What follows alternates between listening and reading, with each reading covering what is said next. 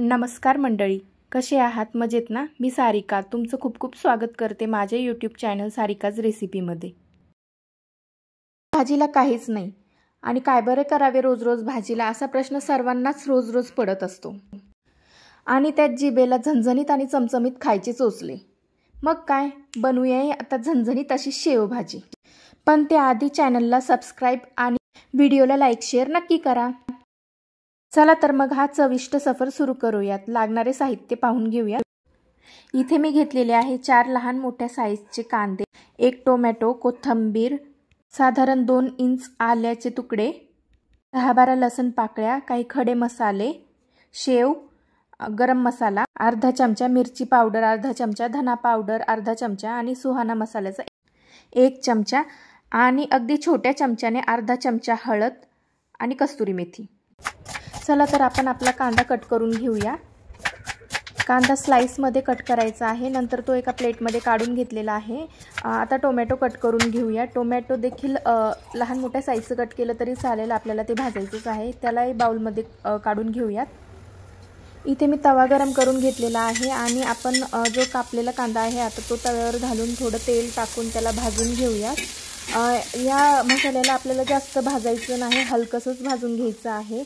आता आलं लसूण मी ॲड करून घेतलेला आहे। यामध्ये हलकासा सोनेरी रंग येईपर्यंत आपल्याला कांदा, आलं लसूण आणि टोमॅटो वगैरे सर्व भाजून घ्यायचं आहे। यामध्ये आता आपण काजू ॲड करून घेतलेले आहेत।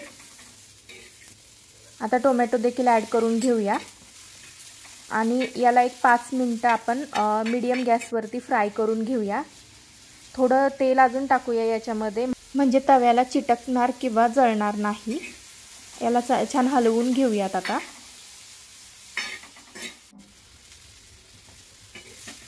आपलं वाटण इथे भाजून झालेलं आहे। याला मी आता एक डिश मध्ये काढून घेणार आहे। वाटणाला मिक्सी जार मध्ये घालून घेऊयात आणि छान याला आपण बारीक पेस्ट होईपर्यंत वाटून घेणार आहोत। त्यात पाणी घालायचं नाही अजिबात। आपलं वाटण इथे वाटून झालेलं आहे, हातावर घेऊन याला बघू शकतो आपण। आता मी कढई इथे तापून घेतलेली आहे आणि त्यात आता 3 मोठे चमचे तेल घालून घेऊयात।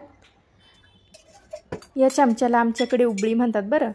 आणि आता खडे मसाले घालून घेऊयात। आपल्याला खडे मसाले थोडे रोस्ट करून लगेचच ते काढून घ्यायचे आहेत, कारण ते दाताखाली येतात आणि कडवट लागतात। आता त्याच कढईमध्ये थोडे जिरे घालून घेतलेले आहेत। आपण वाटण केलेला मसाला घालून घेऊयात। मसाला छान फ्राय करून घ्यायचा आहे आपल्याला इथे।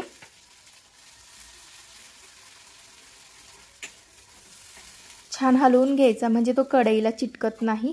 आता झाकण ठेवून एक वाफ काढून घेऊयात 2 मिनिटाची। मी साईडला पाणी गरम करायला ठेवलेलं आहे। एक वाफ मी आता काढून घेतलेली आहेत। आता आपले जे बेसिक मसाले आहेत ते आपण ॲड करूया। इथे मी अर्धा चमचा मिरची पावडर आणि अर्धा चमचा गरम मसाला ॲड करून घेत आहे। अर्धा चमचा धना पावडर ॲड करून घेत आहे। अगदी छोट्या चमच्याने अर्धा चमचा हळद ॲड करून घेतली आहे आणि सुहानाचा 1 चमचा मसाला ॲड करून घेऊयात। आता याला छानपैकी हलवून घेऊया, जेणेकरून हे मसाले सर्व आपल्या भाजलेल्या मसाल्यामध्ये मिक्स होतील। आणि आपल्या मिक्सी जारमध्ये जो राहिलेला मसाला होता त्यात पाणी घालून आता ते पाणी काढून हे मी इथे ॲड करून घेतलेलं आहे। या पाण्याला छान यामध्ये मिक्स करून आता झाकण ठेवून आपण एक 5 ते 6 मिनिटे याला छान एक वाफ काढून घेणार आहोत, तेल सुटेपर्यंत। मसाल्यांचा सुवास मस्त दरवळत आहे आणि मसाल्यांना इथे छान तेल सुटलेलं दिसत आहे। यात आपण काश्मीरी लाल मिरची पावडर ॲड करून घेणार आहोत, म्हणजे रंग भन्नाट येतो, भाजी दिसायला अगदी लाल आणि चमचमीत दिसते। आता झाकण ठेवून परत आपण एक थोडा वेळ वाफ काढून घेऊया, 2 ते 3 मिनिटे। इथे वाफ काढून घेतलेली आहे मी 2 ते 3 मिनिटे। तुम्ही बघू शकता मसाल्यांना छान तेल सुटलेलं आहे। आता आपण यात पाणी ॲड करून घेऊया। पाणी असं एकदम टाकायचं नाही, म्हणजे आपल्याला कन्सिस्टन्सी लक्षात येत नाही, थोडं थोडं घालत राहायचं। आता साधारण मी इथे 1.5 ग्लास पाणी वापरणार आहे। आपली भाजी मस्त भन्नाट दिसत आहे, बघू शकता।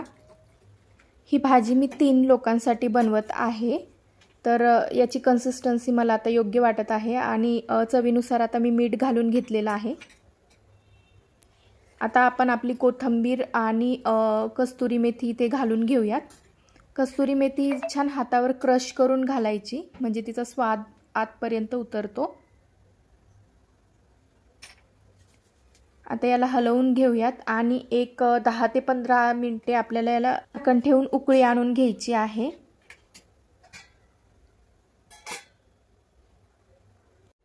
इथे जवळजवळ 12-13 मिनिटे आता झालेली आहे आणि याला छान उकळी देखील आलेली आहे.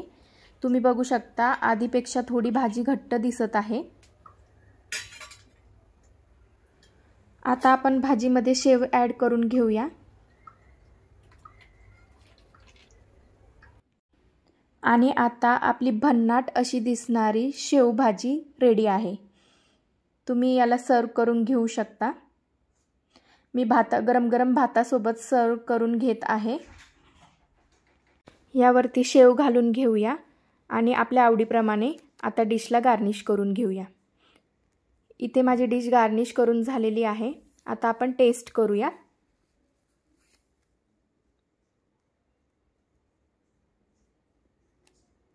आहा हा हा हा हा, लाजवाब झालेली आहे.